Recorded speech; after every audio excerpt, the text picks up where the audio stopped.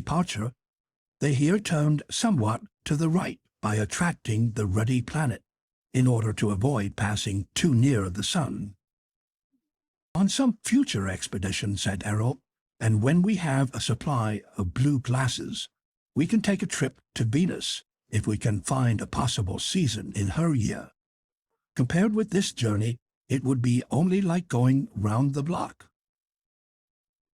2 days later, they had rounded the sun and laid their course in pursuit of the Earth. That the astronomers in the dark hemisphere were at their posts and saw them was evident, for a brilliant beam of light again flashed forth, this time from a point a little south of the Arctic Circle, and after shining 1 minute, telegraphed this message: "Rejoiced to see you again. Hope all are well." Since they were not sufficiently near the moon's shadow, they directed their light beam into their own, which trailed off on one side and answered, "All well. Thank you. Have wonderful things to relate." The men at the telescopes then, as before, read the message and telephoned the light this next question: "When are you coming down, that we may notify the newspapers?" "We wish one more sight of the Earth from this height by daylight. We are now swinging to get between it and the sun.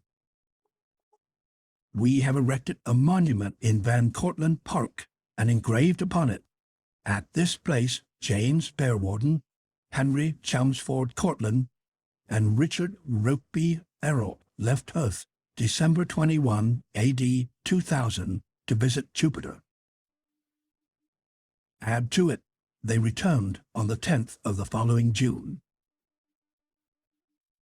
Soon the Callisto came nearly between the Earth and the sun, when the astronomers could see it only through darkened glasses, and it appeared almost as a crescent. The sight the travellers then beheld was superb. It was about 11 a.m. in London, and Europe was spread before them like a map. All its peninsulas and islands, enclosed blue seas, and bays came out in clear relief.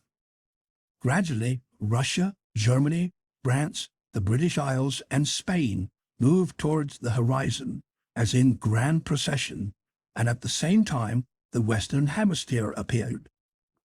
The hour of day at the longitude above which they hung was about the same as when they set out, but the sun shone far more directly upon the northern hemisphere than then, and instead of bleak December, this was the leafy month of June.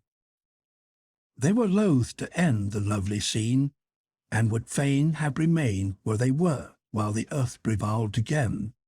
But, remembering that their friends must by this time be waiting, they shut off the repulsion from the earth.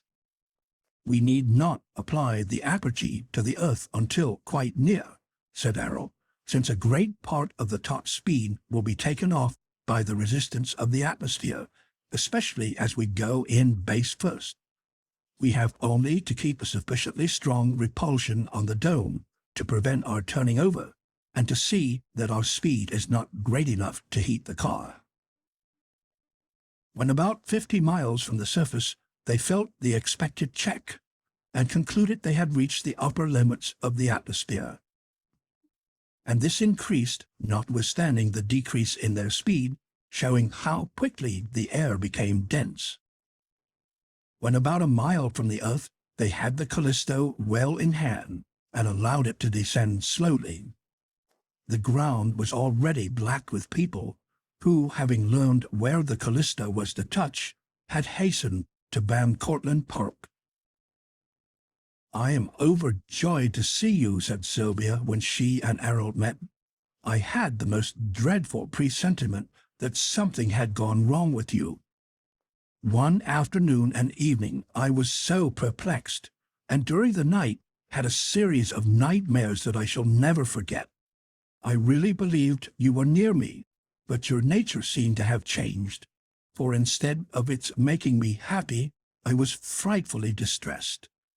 The next day I was very ill and unable to get up, but during the morning I fell asleep and had another dream, which was intensely realistic, and made me believe, yes, convinced me, that you were well. After that dream I soon recovered, but oh, the anguish of the first! Ayrault did not tell her then that he had been near her, and of his unspeakable suffering, of which hers had been but the echo.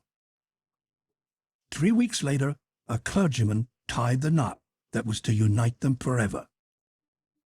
While Sylvia and Ayrault were standing up to receive the congratulations of their friends, Bearwarden, in shaking his hand, said, "Remember, we have been to neither Uranus, nor Neptune, nor Cassandra, which may be as interesting as anything we have seen.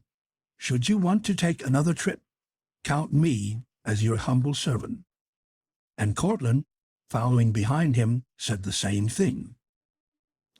Shortly after this, Sylvia went upstairs to change her dress, and when she came down, she and Ayrault set out on their journey together through life, amid a chorus of cheers and a shower of rice.